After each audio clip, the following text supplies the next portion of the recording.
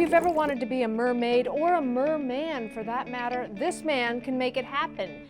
Eric Descharme, you are the Mertailor. You are like the king of mermaid tails. I mean, I guess you could say I started this out a long time ago. I've been doing it for about 15 years now, and I love it. You were obsessed as a child, were you I not? was extremely obsessed. I fell in love with the whole idea of making mermaid tails when I fell in love with Wiki-Wachi. I saw the Mermaid Show when I was 5 years old, and I just knew from that moment I was going to do something in this world. And you got a job at Wiki-Wachi as the merman. I did. I was a performer at Wiki-Wachi for a couple of years at 16, which was unheard of, swimming as the prince and designing some of their tails. And now, look at you. Yes, You've turned this into a career. I never expected it to grow this big. I only dreamt that I was going to, be this big brand when I grew up and make mermaid tails all the time, and that dream is coming true. Eric, this is a very colorful showroom you have here, and these tails are incredible. What are they made out of? So these tails are actually made out of platinum skin silicone. It's a silicone rubber. It comes out of actually 2 5-gallon buckets as a liquid, and then it gets into this solid rubber right here. It's skin safe and it's extremely realistic, so that way the person can look like a real mermaid when they're swimming in the water. And if you put this on, you better know how to use it, right? Because it is kind of heavy. Definitely. You definitely want to make sure you know what you're doing before you slip on a 60-pound mermaid tail. Definitely. Okay, let's go see how you make these. So what happens back here? So this is what we call Silicone World, and this is where all of our silicone tails that are custom made for our customers get made.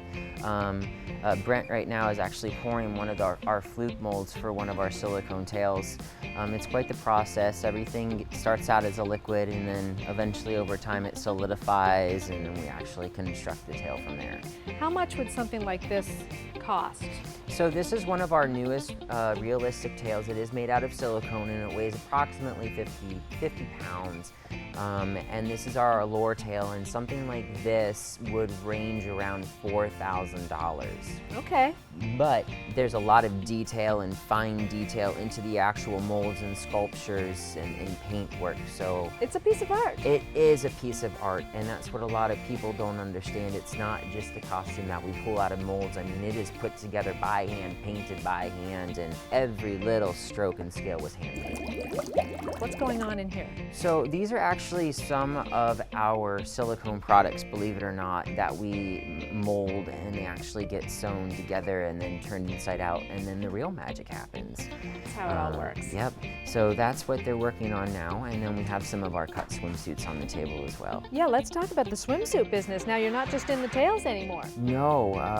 Well, I've always loved fashion and I love swimwear, and I thought the best thing for me to do to get into fashion was to start a swimwear line. So now we're doing men's and women's, and before you know it, we have like over 100 items for swimwear. Hey, if you can find a way to keep everything in place where it's supposed to be and tighten things up, then you've got yourself a perfect product. It just takes a little while to get there. But if it was easy, everybody would do it. You're right. I think you're there now. Do you do this for all your customers, Eric? I don't do this for all of the customers, but it's really interesting when they come in here and they're trying on tails, trying to get them into some of these tails is quite interesting. This is great. What a beautiful color.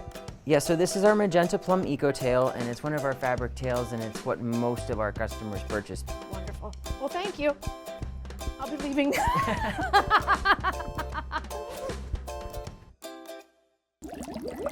Why do you think so many people are obsessed with mermaids? If you think about it, I mean, we're kind of born in water in a way, right?